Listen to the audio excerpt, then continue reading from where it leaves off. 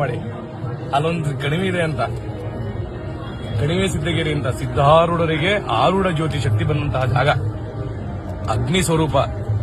ಅವ್ರ ಹಚ್ಚಿ ದೀಪ ಇವತ್ತು ಸಿದ್ಧಾರೂಢ ಆರಿಲ್ಲ ದೀಪ ಅಲ್ಲಿ ಸಿದ್ಧಾರೂಢ ಮಠದಲ್ಲಿ, ಸಿದ್ಧಾರೂಢ ಮಠದಲ್ಲಿ ಅಂತ ಒಂದು ದೀಪ, ಅಂತ ಒಂದು ಆರೂಢ ಜ್ಯೋತಿ ಶಕ್ತಿ ಸಿಕ್ಕಂತಹ ಜಾಗ ಅದು.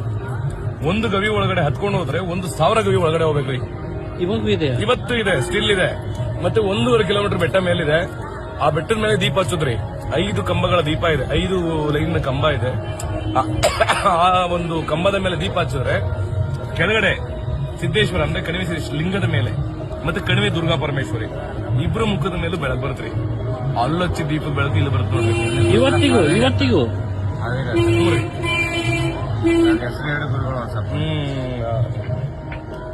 ಕಣಿವೆ ಸಿದ್ದಗಿರಿ ರಟ್ಟಿಹಳ್ಳಿ ಅಂತ ಬರುತ್ತೆ ನೋಡ್ರಿ. ರಟ್ಟಿಹಳ್ಳಿಯಿಂದ ಒಂದು 4 ಕಿಲೋಮೀಟರ್ ಒಳಗಡೆ. ಬಹಳ ತಪಸ್ವಿ ಜಾಗ.